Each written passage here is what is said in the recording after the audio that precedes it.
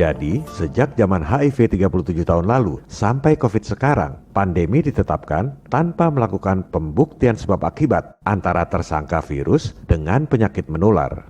Dasarnya cuma instruksi dan berita-berita media. COVID berasal dari pasar ikan, dari kelelawar, dari terenggiling. Padahal nggak ada pembuktian sebab akibat antara tersangka virus dengan penyakit menular. Begitu juga indikator rapid test, indikator antigen test, indikator PCR. Nggak ada fakta dokumen pembuktian sebab akibatnya. Semua itu dilakukan oleh para elit kedokteran untuk keruk duit anggaran dari pandemi palsu yang tak pernah selesai. Seperti yang dikatakan oleh Dr. Kary Mullis, misteri tentang virus ini diciptakan oleh anggaran $2 miliar per tahun yang dihabiskan oleh para saintis. Anda bikin virus baru lagi, keluar lagi anggaran $2 miliar. Anda bisa mengarang misteri yang hebat tentang virus itu. Itulah hebatnya tipuan iblis yang menjelma dalam bentuk otoritas global. The greatest trick the devil ever pulled was convincing the world he didn't exist. And like that, he's gone.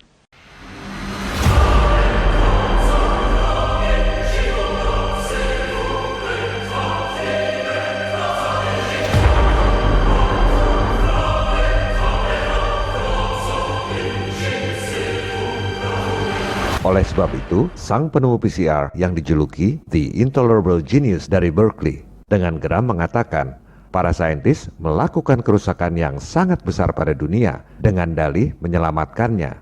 Aku tak peduli menyerang rekan-rekan seprofesi karena aku malu dengan kelakuan mereka.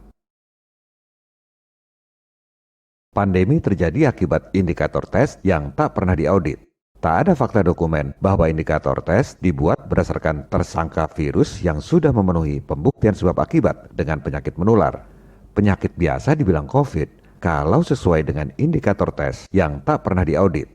Kenapa Cina sukses atasi COVID? Karena Cina nggak pernah lapor jumlah tes.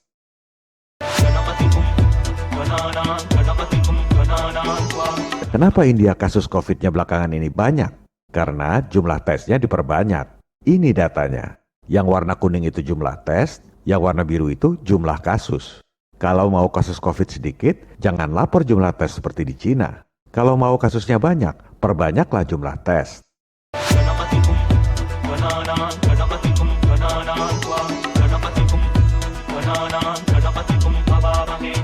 Malaysia juga sama, lockdown lagi.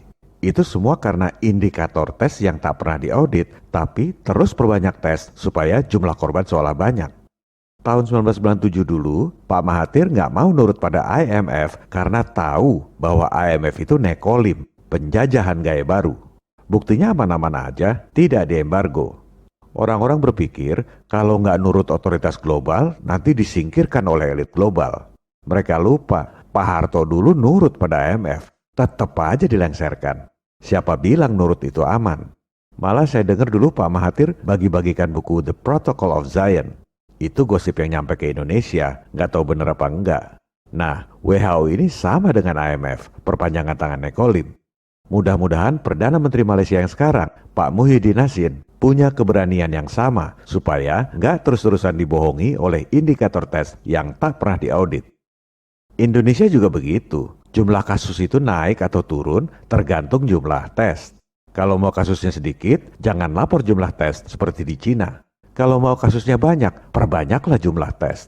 Dan jangan heran, kebanyakan dokter, termasuk yang memberi nasihat kepada presiden, justru ngotot minta jumlah tes diperbanyak, karena berpikirnya textbook. Dan juga karena ada duitnya. Kenapa pada minta tes COVID diperbanyak? Duit. Sweeping tes COVID? Duit. Hasil tes positif, masuk rumah sakit, duit. Kalau mati, kubur protokol COVID, duit lagi. Inilah hebatnya godaan setan. Sekarang kita bandingkan kasus COVID Indonesia dan Amerika. Grafik merah itu Amerika, grafik hijau itu Indonesia. Dihitung per 1 juta penduduk, kasus COVID di Amerika jauh lebih tinggi dari Indonesia. Tapi tetap aja, di saat Indonesia dilarang mudik tanggal 6 Mei lalu, di Amerika tanggal 16 Mei pada nonton UFC tanpa masker. Itu kalau di Indonesia pasti pada nyinyir dengan fantasi, awas nanti ada klaster UFC. Kita adalah korban kebodohan dan ketakutan kita sendiri.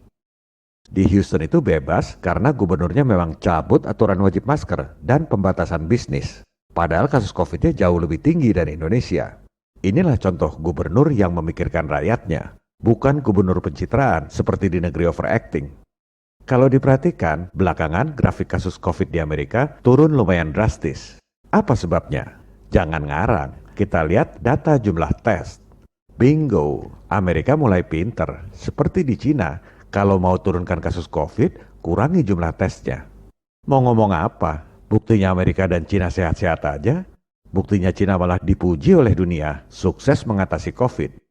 Kita ini seperti katak dalam tempurung, sibuk ngarang teori sendiri, nggak ada wawasan, lihat data dan fakta di negara-negara lain. Kami ini bukan anti masker, yang mau pakai masker silakan, yang nggak mau ya jangan dipaksa, seperti di Cina dan Amerika. Yang namanya pakar kesehatan ini nggak jujur, nggak pernah selidiki dan cerita risiko penggunaan masker. Ini berita di media mainstream, The Straits Times Singapura, bukan media gosip, media paling terkemuka di Singapura. Mereka jujur beritakan fakta bahwa setelah 12 jam digunakan, ada begitu banyak bakteri dan jamur di masker yang Anda gunakan. Yang mau pakai silakan, tapi kalau maksa, siapa yang nanggung risiko bakteri dan jamur sebanyak itu masuk ke mulut dan hidung rakyat setiap hari? Kepada para pemirsa, kondisi akan semakin memburuk kalau rakyatnya diam saja. Pemerintah baru akan gerak kalau ada desakan dari rakyat. Jangan harap ada perubahan kalau tidak lakukan apa-apa. What we do in life echoes in eternity. Viva Republik Indonesia. Salam People Power. Oh ya, oh ya, oh ya, bongkar. Oh ya, oh ya, oh ya, bongkar.